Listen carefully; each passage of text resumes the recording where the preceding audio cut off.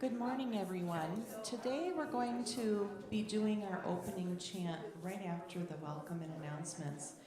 And if anyone would like to drum along, you're welcome to come forward and select an instrument and bring it back to your seat. Thank you.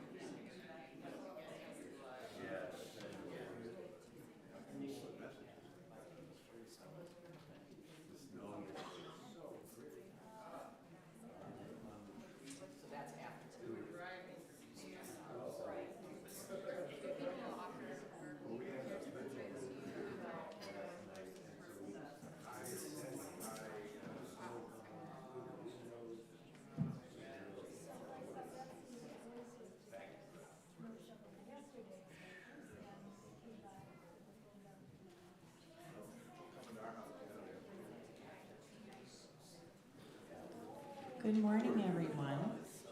For our opening hymn today, we're going to be doing a chant, and if anyone would like to come forward and select a drum or an instrument to play along with us, maybe if you are young or young at heart, you're welcome to come forward before we start and collect your instrument.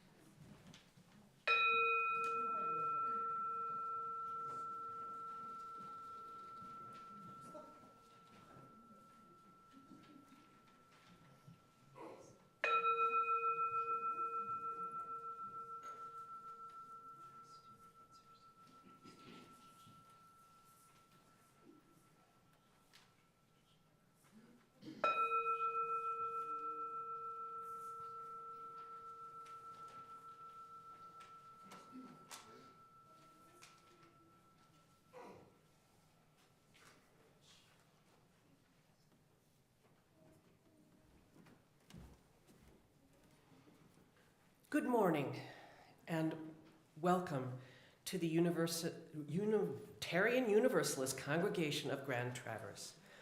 My name is Martha Curtis and I am part of the Sunday Services Committee. I must acknowledge that we are living in a time of great chaos, division, violence, and tragedy. And from my heart, I cannot emphasize enough the value of us coming together as a community during these challenging times. The theme of the service today is the courage of saying no. Let us welcome our guest speaker, Lucy Wechter-Webb. Lucy is a faith-based organizer, somatic coach, and ritualist dedicated to body, spirit, and justice, with a focus on collective liberation and anti-oppression. She brings an embodied approach to personal and public life. Based in northern Michigan, Lucy draws wisdom from the land, her children, and the trees she tends. We are grateful you are joining us today. Here at UUCGT, you know we practice radical welcome. What you bring and who you are enriches us all. We welcome people from every background, identity, and age, and we extend a special welcome to families with small children, because these kiddos are the future, and with these young ones here, the future looks bright. Whether you're here in the sanctuary or joining us online, whether you're new or have joined us many, many times, we're just so glad you're here. If you're visiting us today, we'd love to get to know you. We invite you to stand and introduce yourself if you are comfortable. A microphone will be brought to you by Diane so that everyone here and online can hear you. If you prefer not to speak, that's okay too. Just enjoy being here with us today. Are there any visitors? Yes, right over here.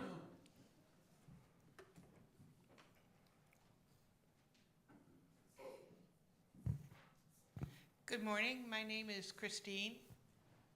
I'm her daughter, Catherine.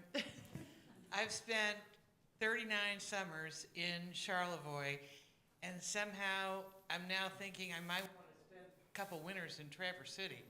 So we're out kind of scouting houses and whatnot, and I'll let Catherine tell you. And I moved here about 3 years ago, so I'm just encouraging Mom to be here year-round. So more convenient for me. Welcome. Thank you. Any others? And thank you, everyone, for forging out in this weather. If you are new to us this morning, you're welcome during coffee hour to grab a yellow mug so that and you'll see them out there, so we see who you are and we can greet you. Later in the service, we'll share the joys and concerns of our community. You're welcome to write yours in the book to your left, my right. And they'll be read by a member of our congregational care team, Connie Metcalf. You're also welcome to light a candle for your joy or concern at any point during the service. Now, in place of spoken announcements, kindly refer to your service insert for a full list of upcoming events and activities this week in the life of our community. And I have one brief verbal announcement today, and that is from 12 to 2 today, there will be a peaceful protest sponsored by Traverse Indivisible, Ice Out for Good protest at the Civic Center. And there are our UU blue vests out in the hallway there, the welcome table. So if you are planning to go, you can also get more information on the Traverse Indivisible website.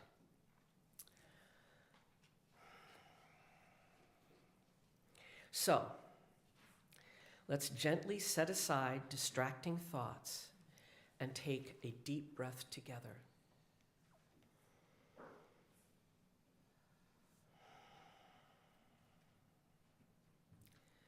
Please silence your cell phones and electronic devices so we can be fully present with one another as we embrace each moment of this service together. Let's worship.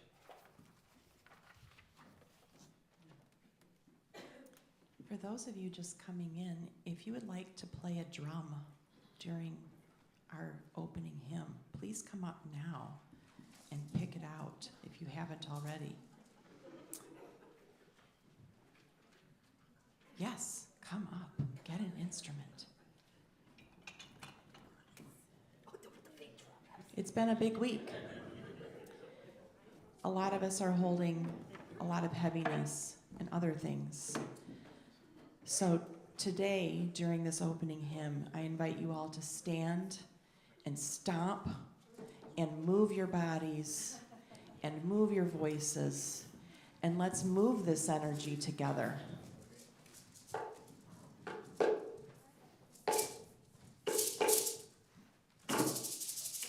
We'll sing all together, first through.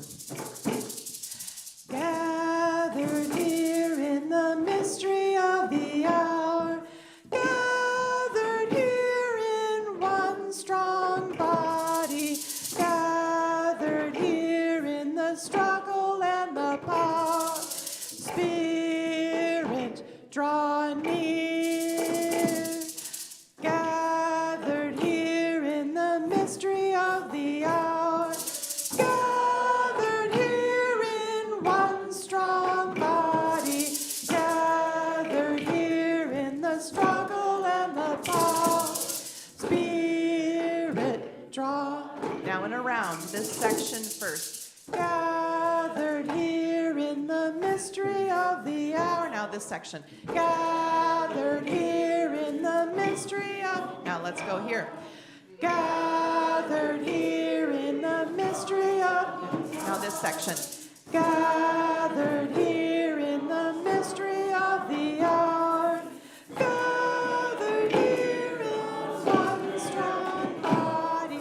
Gathered here in the struggle and the power.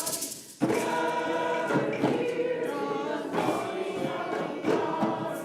Gathered here in the struggle and the power. Gathered here in one strong body. Gathered here in the mystery of the hour. Spirit, draw near. Spirit, draw near. Spirit, draw near. Spirit, draw near. Spirit, draw near. One more time. Spirit, draw near.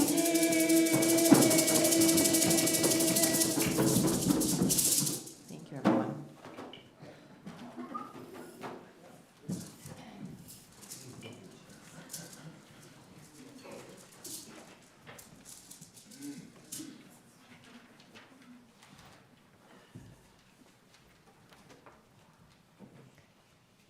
Good morning.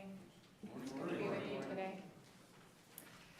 Welcome grief, welcome rage, welcome confusion and fear and longing and love. Welcome to you who feels the collective experience right now, maybe so much you have forgotten your own. Welcome to you who feels the particular contours of the life that is just yours. The one only you know, the daily victories and the long sorrows that are yours alone. I welcome all the forms of aliveness that are here today. And I invite you to hear these words as you feel whatever aliveness is moving in you, from the poet Dana Falls. It's called Allow. There is no controlling life. Try corralling a lightning bolt, containing a tornado. Dam a stream and it will create a new channel. Resist and the tide will sweep you off your feet. Allow, and grace will carry you to higher ground. The only safety lies in letting it all in.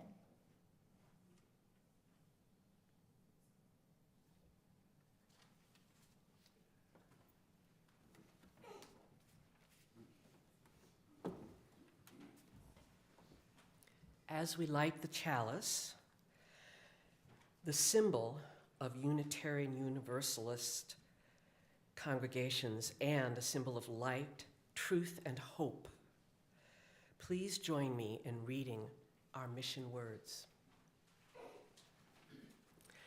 Grounded in love, we protect the web of life by building beloved community, making making good trouble, embodying radical love, engaging in lifelong learning.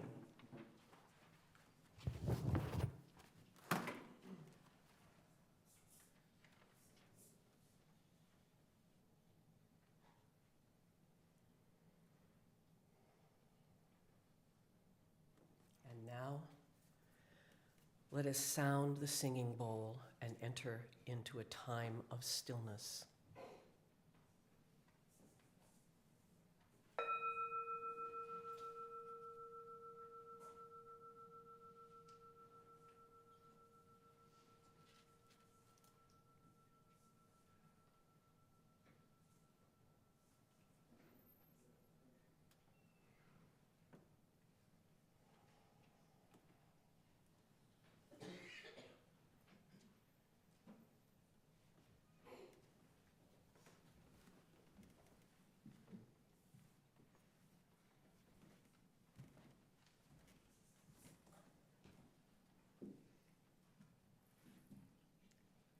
As the title of today says, I'm going to be talking a little bit about saying no and the courage required to say no, which is really a practice of being in consent.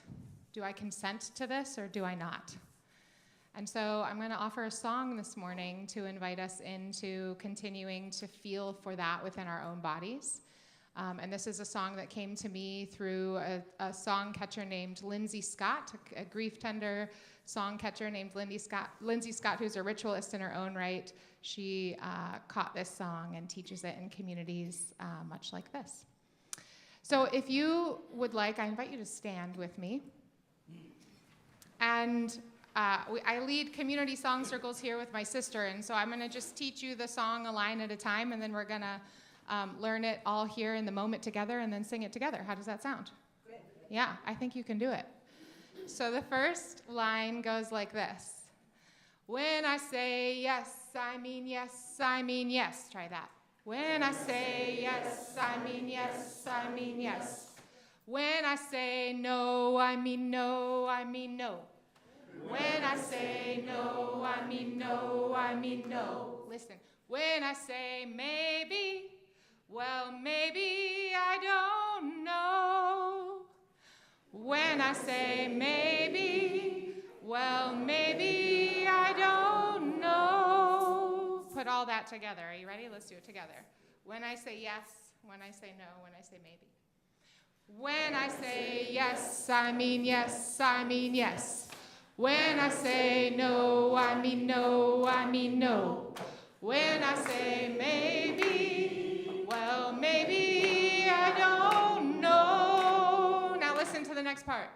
What I want, what I need is a truth inside of me. What I want, what I need is a truth inside of me. Last line. And I'm learning to let you know. And I'm learning to let you know. Try that second half with me. What I want, what I need.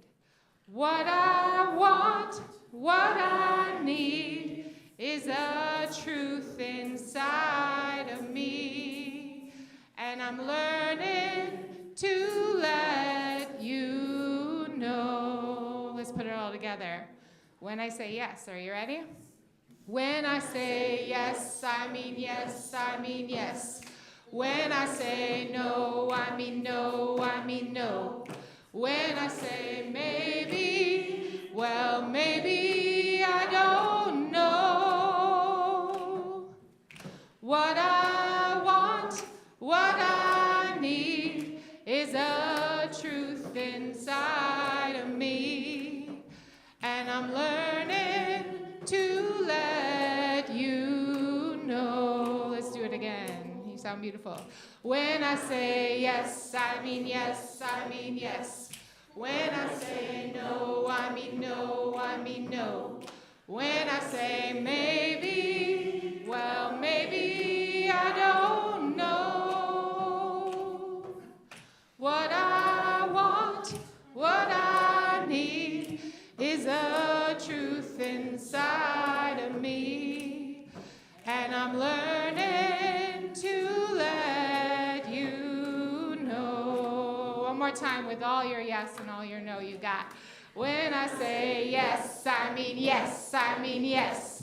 When I say no, I mean no, I mean no. When I say maybe, well, maybe I don't know.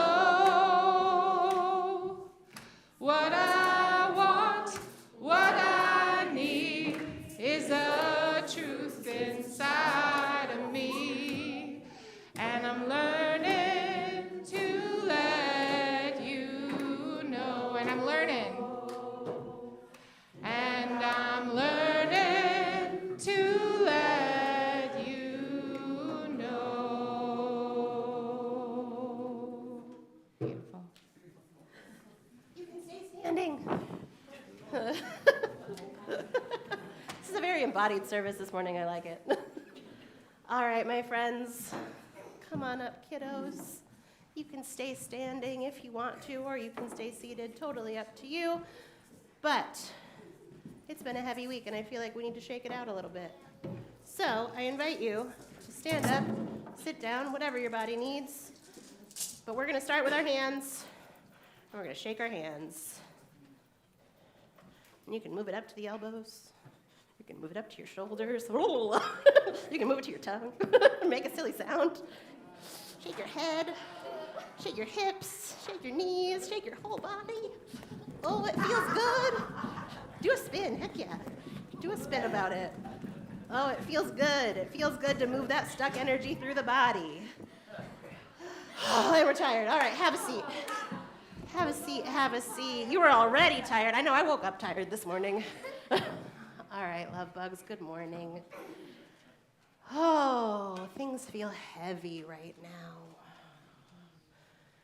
Things feel heavy right now. So I am going to invite us into a little bit of an embodied practice this morning, a little bit of a centering practice this morning. So we're going to start with our butterfly hug, which we've done before. So you're going to loop your fingers together, make yourself a little butterfly or a bird or a flying dragon, I don't know, whatever you want to call it. Put them on your chest.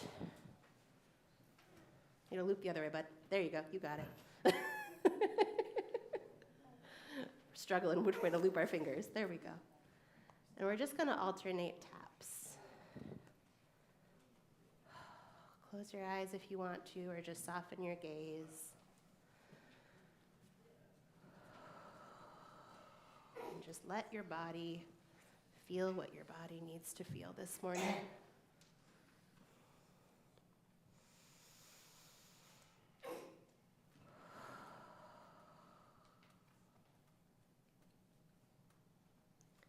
This morning we are talking about yes and no. And as an embodied people, it is important that we learn how to feel those words in our bodies. So how do we feel yes and how do we feel no? And you can keep tapping or you can just kind of come into stillness, whatever feels best for you. You're stuck? Oh no. Me too, buddy. We're all feeling that a little bit, I think. So come to stillness, keep moving if you need to, whatever feels best for your body. But let's think about yes and no for just a moment this morning. So in your body, if you think about something that you really want, something that feels like an easy yes, a heck yes, an oh yeah, like the Kool-Aid man. Something that feels like a big, easy yes. Where do you feel that in your body? And you can put your hand in that place. You can acknowledge that however you need to. But notice in your body, when you think of something that's a big, easy yes, where do you feel that? Are you a shark? Got some silly finger puppets happening up front here. So notice in your body, when something's an easy yes, do you want to go get ice cream after church? Yes. Where do you feel that? Do you want to build a snowman? Yes. Hang on. I made a snow cake. You made a snow cake? Incredible. Do I want to eat that snow cake? Yes. Yes, no. All right, focus, friends. Focus, focus. This one's a little harder. Think about something you know you don't want. That's an easy no. No, I don't want to eat Brussels sprouts. Just kidding. They're one of my favorite. I know, just kidding. They're one of my favorite vegetables. No, I don't want that thing. I don't want a dragon to punch me in the face. Me neither, bud. Me neither. So something that's an easy no. Hang on. Focus, friends. Hey, stick to your tapping if it helps you focus. Stick to your tapping if it helps you focus. So something that's an easy no. Where do you feel that in your body? Where do you notice that feeling coming up? No, I don't want that thing. No, I don't want to do that. And where do you notice that no? And these signals might get a little harder to hear when you're not closely paying attention to them, but they're really good signals to know where they live in your body. They're really important. So it's easy with the easy things, right? It gets a little harder when we're out in the world and we notice injustice, or we notice something's not right and we need to stand up and we need to say no to that thing, and that might be hard.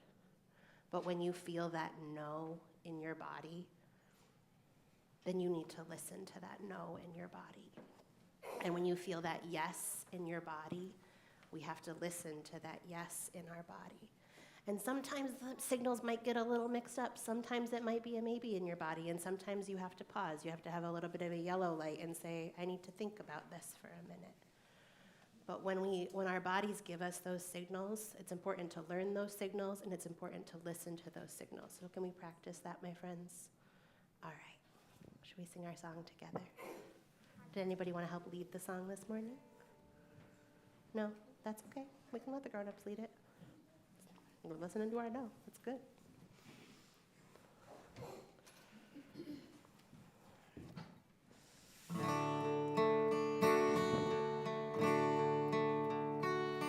We are children of the stars. We are children of the earth.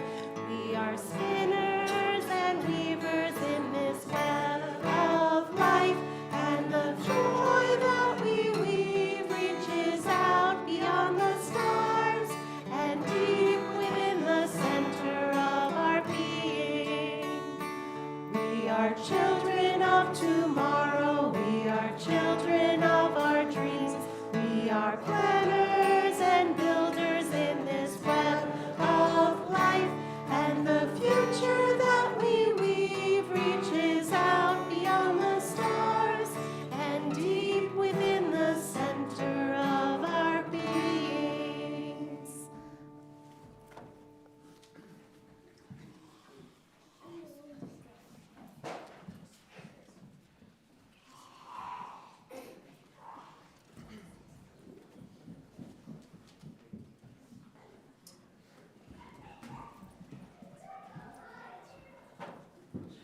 That's a great sound. We will now engage in our offering.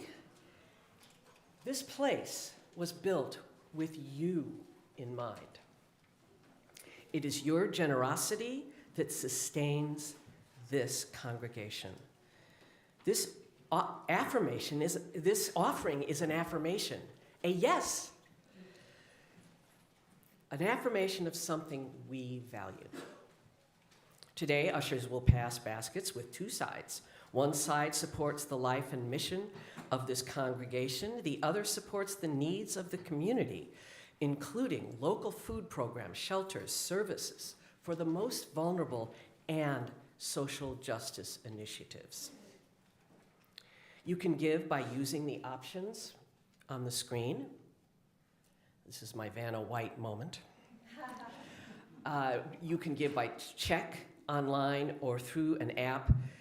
If you do that, please note in the memo line or comment field whether this gift is your pledge, or it's for community needs, or for a special collection. And that way we know where it should go.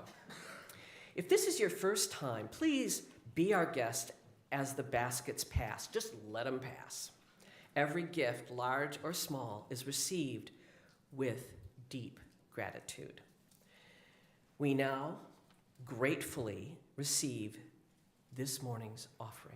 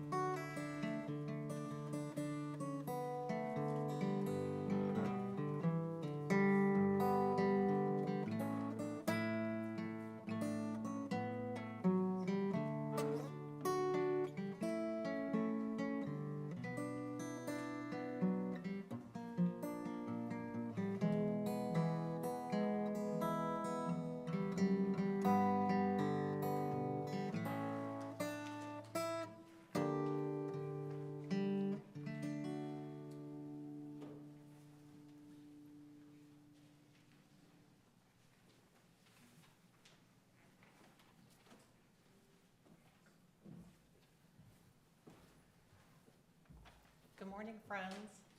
I'm Connie Metcalf, and I'm super grateful and blessed to be here this morning on this magical winter drive-in to be with you all today. It is our practice as a religious community to set aside time in our service to name and honor the joys and concerns that mark our lives, the milestones and moments of our lived experience. I will be sharing the joys and concerns that have been offered up today for us to hold on our hearts as we are gathered here. If you have a joy or concern that's a bit too heavy to share, I invite you to reach out to a member of our congregational care team, and you can identify us with the blue ribbons on our name tags. You can also light a candle at any time during the service to honor your joy or concern. And you can also do so at the quiet stone meditation, knowing that you are held in the loving hearts of this community. As Rev Alex says, none of us is meant to travel life's journey alone. So here's what's been offered up today. From Margaret Wozniak, who I believe is in beautiful, very warm, sunny Utah with her husband. She shares in Thanksgiving that our grandson Isaiah has had a successful academic semester. This from Leanne Hamilton. The Soul Matters group topic this month, January 2026, is practicing resistance. This challenging topic focuses our attention on resistance to the world's many injustices. The 2024 UUA General Assembly resolution on Palestine solidarity, of which there are copies in the rear, urges us to witness and call for an end to apartheid, massacres, mass incarceration, torture, destruction, and poisoning of our land, water, and air resources, and dissemination of systems of care that support life in the region. Please be reminded this month that all life is sacred, and do whatever you can to help alleviate the ongoing suffering of the refugees and displaced Palestinians from Gaza, the West Bank, and other occupied lands. Another offering, I was shoveling my driveway this morning, and a neighbor several houses down came and helped. I just like to snow shovel. Then a man from the other direction came by and brought his snowblower and finished up. Thank you for my now neighbor friends, Sam and Bill, for your assistance. from Misty. And for Marianne Rivers, I was so grateful yesterday for the gathering of folks to share our individual fears and sadness as we felt each other's support as we shared the vigil arranged by the Social Justice Committee.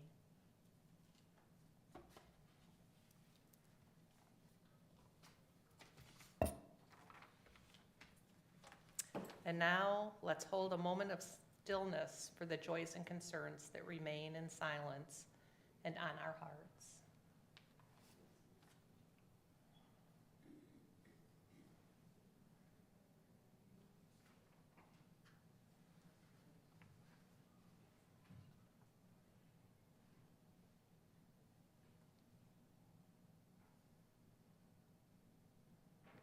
As we continue our time for joys and concerns, we now open our time for the stone meditation.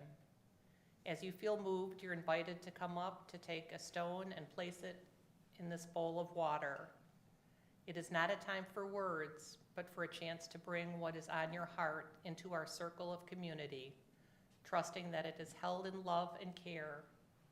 As you are ready, please come forward.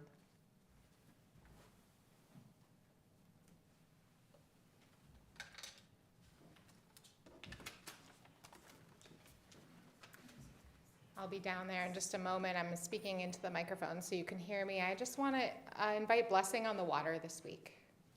Feel for the way that this water is connected to those who are in Minneapolis, who are in Portland, who are in the Sudan,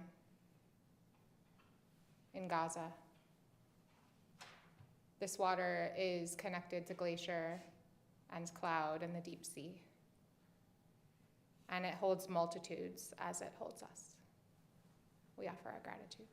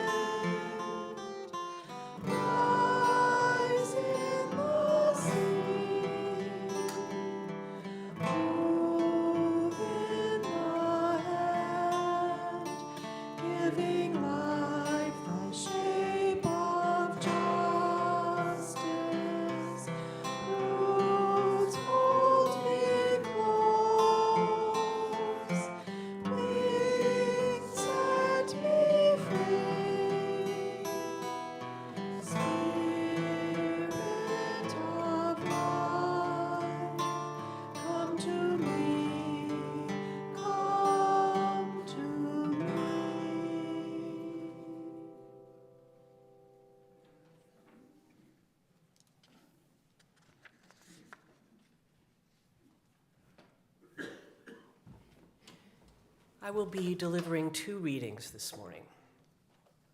The first is from the Bible, Mark 11:15 through 19. When they came to Jerusalem, Jesus went into the temple courtyard and began to throw out those who were buying and selling there. He overturned the money changers' tables and the chairs of those who sold pigeons. He would not let anyone carry anything across the temple courtyard. Then he taught them by saying, "Scripture says, 'My house will be called a house of prayer for all nations,' but you have turned it into a gathering place for thieves."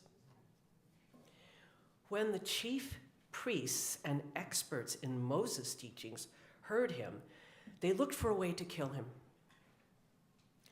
They were afraid of him because he amazed all the crowds with his teaching.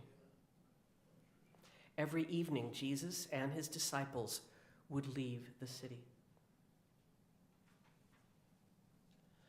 The second reading is from Taking the State Out of the Body by Eliana Rubin.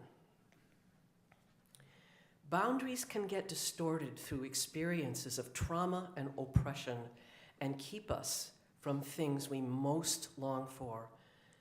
Many people set boundaries as a strategy to avoid repeating negative past experiences.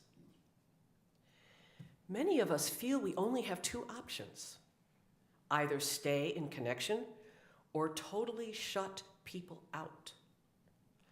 Having centered boundaries gives us more options outside such binary extremes.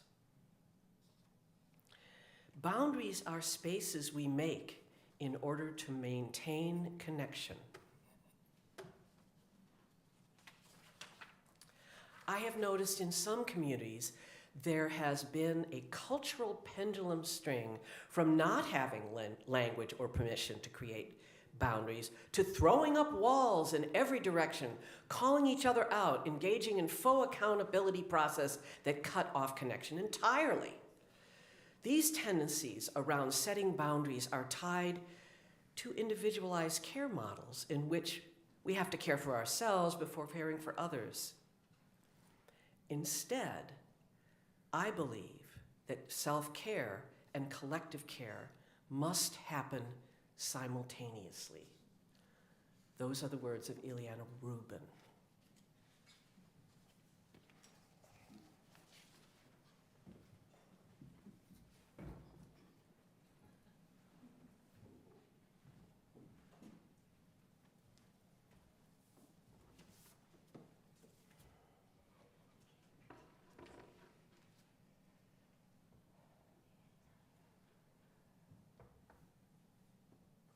It is customary for me to open with prayer, and so this morning I open with the prayer that may whatever words land in you today that feel useful take root and be flourishing and supportive, and may the rest fall away.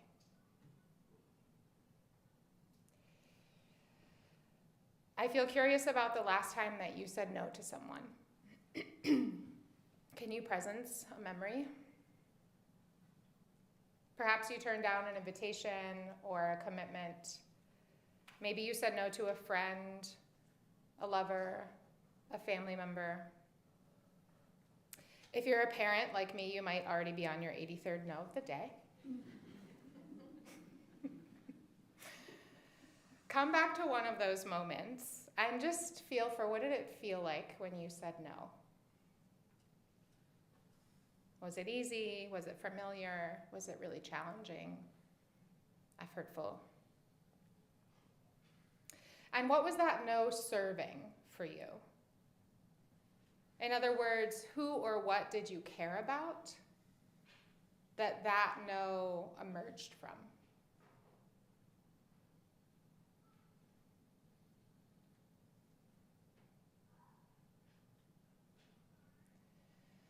Just hold that here as we continue to explore no today.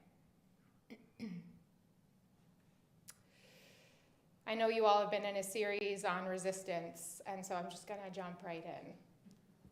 This year, I've attended several trainings and gatherings that are supporting masses of people to learn how to resist authoritarianism and fascism. And I know many of you have been trained in some of these same principles. What I've learned from these trainings is how crucial it is that we build a mass movement of people who are willing to say no. As we learn from other countries who've had a slide in democracy and have won pushing back on authoritarianism, we see that it's critical that there were masses of people who were willing to engage in non-cooperation with the regime. They were willing to say no. Authoritarianism relies on our fear, and those attempting to consolidate their power will try to either have us get really small in that fear, or provoke us so much that we lash back so that they can justify the violence they exert upon us. This is why it is so critical that we do not comply in advance. We don't want to get small for them. And it's also critical that we're very clear and resolute about how we exert and where we exert our no. There are many ways to say no right now, and all of them are important. I want to distinguish, though, that non-cooperation is a little bit different than other forms of taking action. Non-cooperation is different from symbolic action or the action of building alternatives in the world in which we live. Both of those are also important. Symbolic action includes things like rallies and protests, attending vigils, writing or calling your representatives. They do move the needle. They move public opinion, right? They educate, they call us together, they build relationship. All of these things are important. There's also the action of building alternatives, which includes taking care of each other when the state won't do it, basically, right? So that includes things like feeding our neighbors when the state takes away SNAP benefits, building out mutual aid funds, creating rapid response networks that can support our community to take care of each other in crises. Those actions are also important. They build the world we dream of, even as we don't have it yet, right? Non-cooperation is different than both of those. Non-cooperation means we are directly undermining the authority of an unjust system by disrupting it, refusing to cooperate with it, or otherwise making it harder or impossible for the system to keep up its unfair policy. That definition comes from an organization called Freedom Trainers, which is training masses of people around the country right now in non-cooperation. And this can include things like strikes, boycotts, direct action, and by not complying with unjust orders, whether that be at work or in the streets, all of which serve to directly interrupt the violence and undermine the authority of those who are seeking to consolidate their power. I want you to just let that land in your body for a minute. The version of saying no, this non-cooperation I'm talking about, the version of saying no that directly disrupts or interrupts. Like putting a wedge in the gears. Feel for that kind of no, and just notice what it feels like. Do you tremble? Do you get excited? Does it feel empowering, terrifying?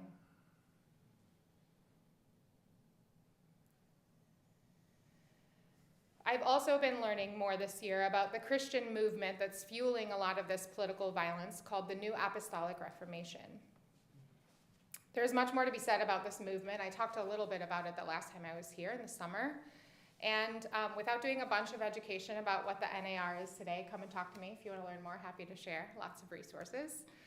I want to highlight one piece about one piece that landed in my body as I was listening to the scholars talk about this movement. And that is that the New Apostolic Reformation understands violence to be a gospel-inspired tactic by which they will seize dominion over this world. Violence is the tactic. And they want to seize dominion over government, media, education, business, and more. It's no longer otherworldly heaven, it's right here. Kingdom and heaven is right here. And the way we achieve that is through the tactic of violence so that we can gain dominion. Apostles in the movement quote scripture from Matthew, which says, the violent take it by force. They're using scripture, actually, to justify this, not surprisingly, as if it were a mandate by which they will achieve their God-ordained prophecies of dominion. One of the scholars who studies this movement summarized the way other faith communities, here as the rest of us, congregations, have been responding to this political moment and to this religious political movement. He says it this way: they're playing tackle football and we are playing touch.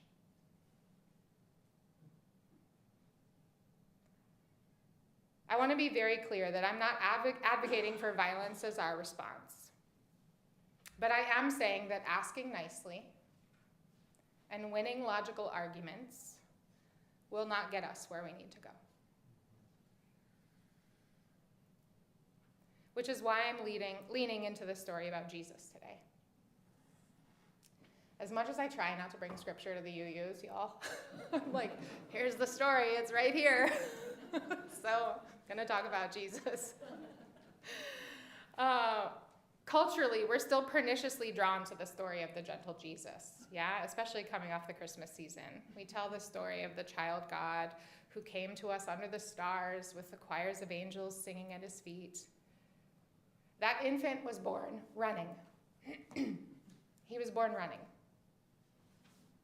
He was a brown Palestinian Jew who was birthed into the filth and the stench of conditions that were created by those who would not house him, and that were created by those who sought to kill him. And as he grew, it was after he saw his community tormented by illness because those who had the power to heal would not. It was after he met the fishermen whose labor was being exploited. By the time he was a young adult, he entered that temple angry because his community was being denied health care, mental health care, and financial access to the most basic needs in life by those who had the power to provide care. And the money changers and those selling doves were complicit in the extraction of money and the prevention of care for those who were most vulnerable in their community. And Jesus didn't walk in and ask nicely for them to stop. He didn't enter a civic dialogue with those who were enacting violence. He didn't try to win a logical argument. He healed those who needed healing in front of the authorities who were supposed to be the ones offering it. And then he directly interrupted the violence of extraction and exploitation by turning over the tables. He interrupted the sale. Those were acts of non-cooperation. Jesus decided, I will not comply with the routines and the structures that continue to harm my community.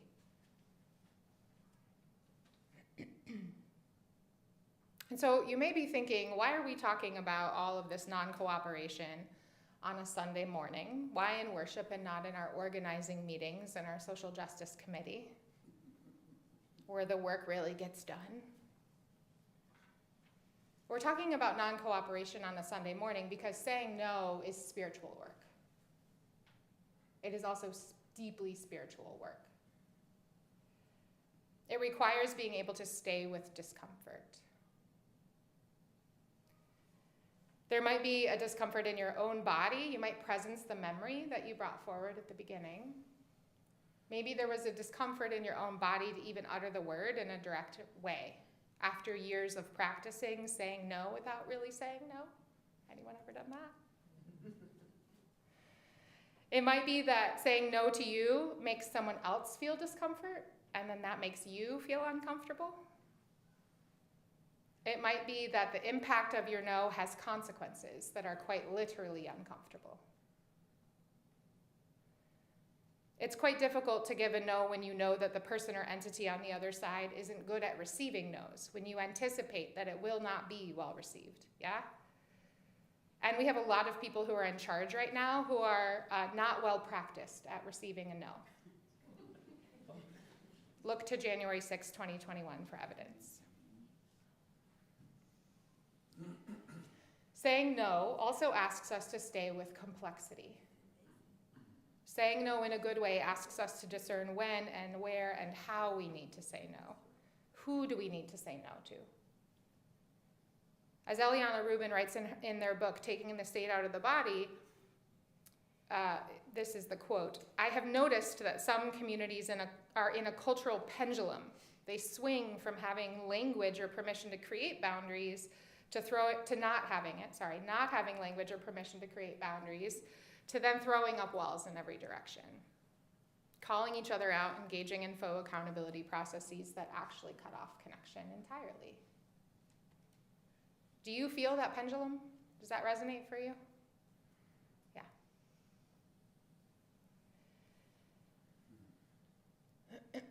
We might struggle with the capacity to say no ourselves or to find our own no's, right? There's still many of us who struggle to be on that first side of the pendulum. Can I find my own no? I know well the temptation to avoid it when my kid is gonna fight back. Yeah? I'm like, oh, there's a fight coming. Maybe I just don't say no and let it slide this time. One more hour of screen time. The consequences can be much greater, of course. We might avoid saying no when belonging is threatened, or when we're at risk of losing something important like our job, our house, our reputation, our relationship. But we might also say no sometimes with such rigidity or frequency that we actually cut ourselves off from what we care about. This is the other side of the pendulum. It becomes a form of reactivity, rather than a way to respond with clarity and conviction. I also know well the way that it comes out of my mouth automatically with my children when asked about another sugary treat, rather than pausing, connecting, feeling, discerning. Maybe still saying no, but not from a reactive place. I feel curious about the ways you might find yourself in some automatic no's these days.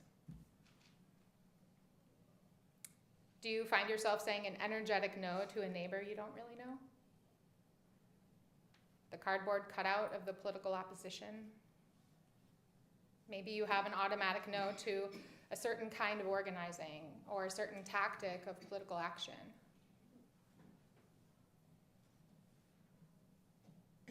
Where might a reactive no be getting in the way of connecting you to who and what you care about? Those trying to consolidate power into the hands of the few are going to continue to sow chaos and division.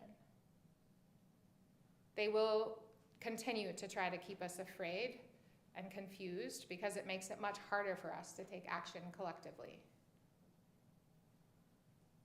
And so we have to get really clear, we have to get really practiced about what and who we actually need to say no to. That will require us to resist flattening the world into easy binaries and to instead struggle for the complexity of the world and to stay in the struggle for and with each other. Staying focused on saying no to the forces that would have us be separate rather than be connected. It'll also require us to practice courageously saying no, even when there is risk and discomfort. That will look different for everybody in the room based on your identities. You might be feeling some fear right now. I know I am. It has been a big week. And what I want to say is good job for being human, for feeling. It is a sign that you are alive.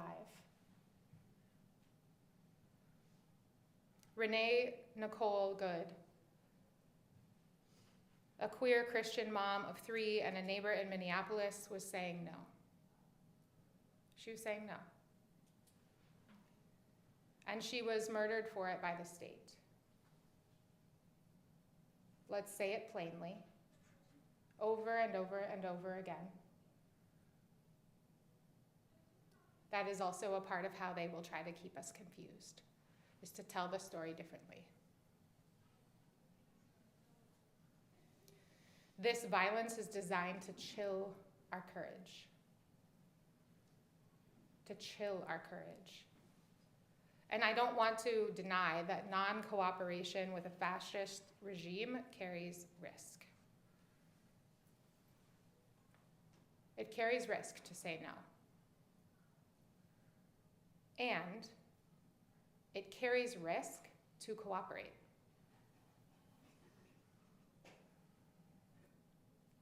We are already losing people we love, and we will continue to do so inside of these conditions. Renee will not be the last.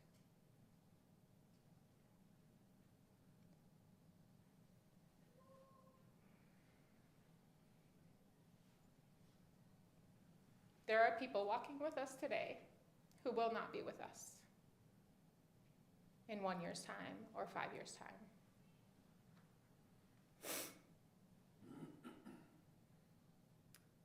And we don't have to put away our fear or override our fear.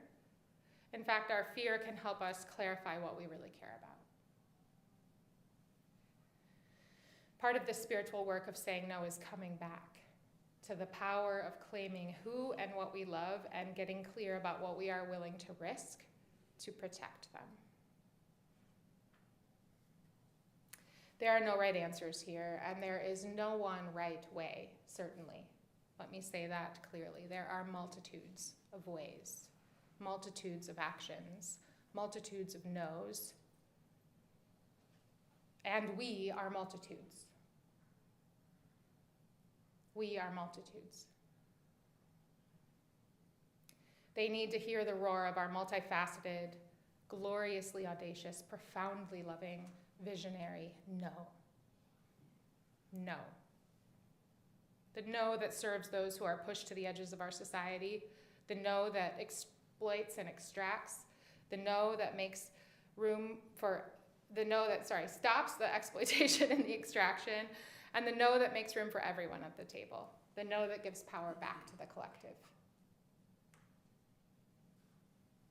So as we continue to wade, it feels like wading into 2026 together.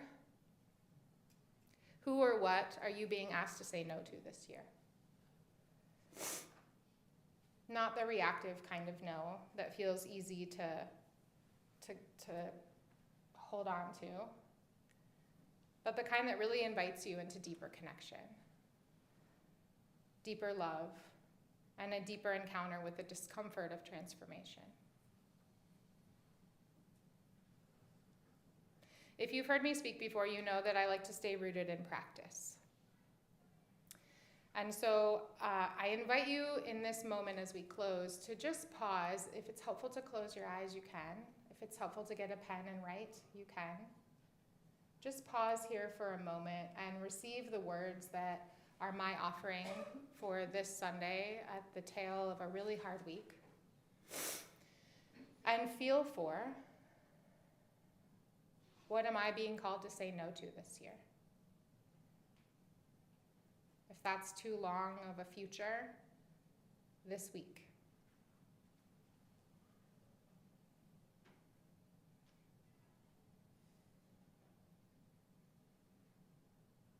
Where is the no that is going to make more space for me to be connected to who and what I love?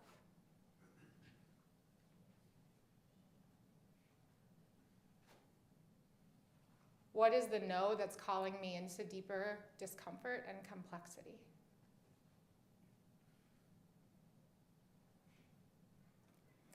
And what is the no that carries a risk I'm willing to take? No right answer to that question. Only your consent, your yes.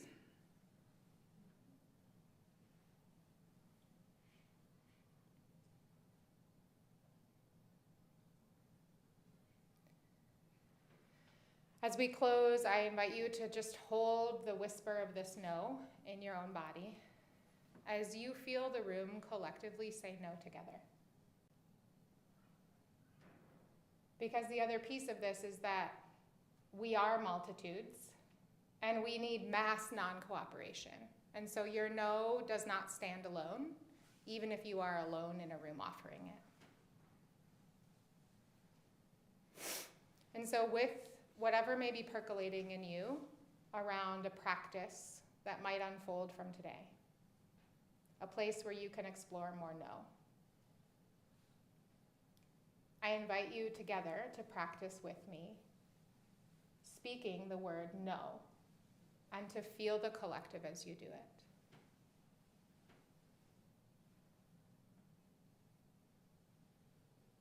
One, two, three.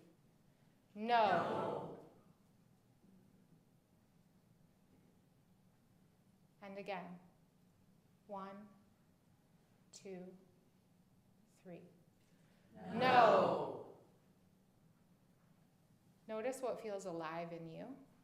That might be a tremble, a discomfort, an excitement, a sense of connection. Notice if there's a place that feels less alive, more numb, hard to access. Just stay present with yourself as we do it one more time. And allow the aliveness of you to be present as you practice saying no. 1, 2, 3. No.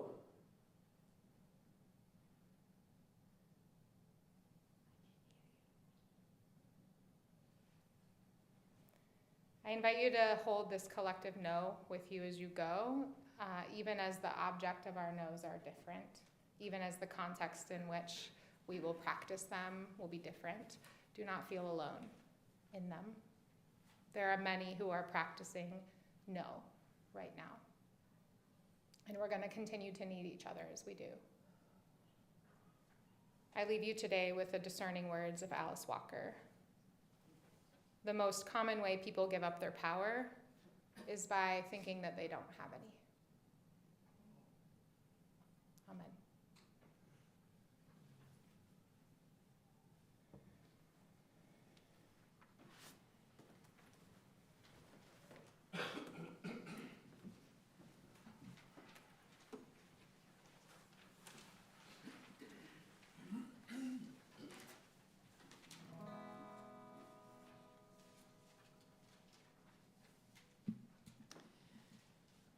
I invite you to stand or remain seated as we sing our closing hymn today.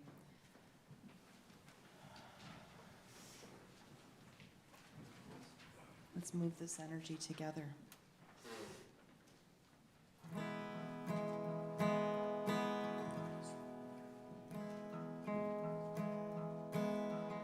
Our heart's unfolding dream is weaving our own faith.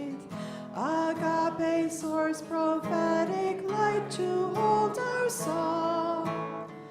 The trumpet's call to be compassion guides our way. We are sunshine in the streets, singing justice. We are spirits, hands and feet, being love. We are yellow shirts of light, shining freedom. We are open-hearted might, being love. The soul's revealing verse and love's unending stream. The cosmic symphony proclaims Sophia's King. Against all prejudice we rise to make all free. We are sunshine in the streets, singing justice. We are spirits, hands and feet, being love. We are yellow shirts of light, shining freedom. We are open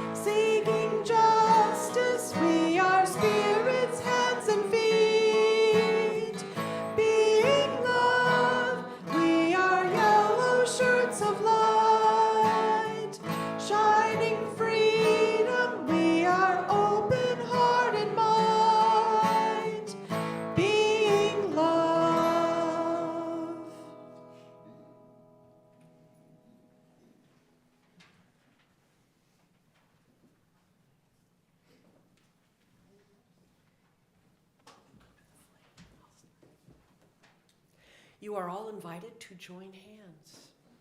Or give the signal, don't touch me, which is also an option.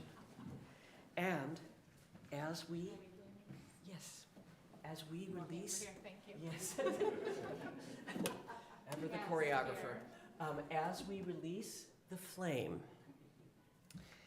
may we carry its light, and in its light, the collective strength, the yeses and nos, an ability to stand in the complexity of this powerful community.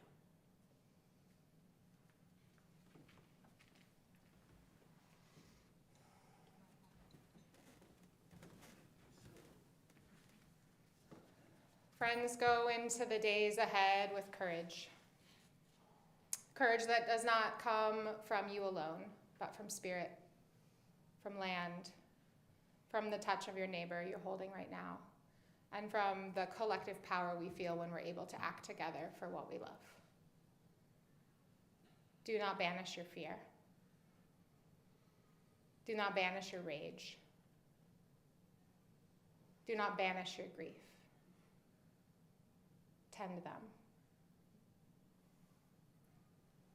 And move them into the world with a deeper love and a deeper vision. Go in peace.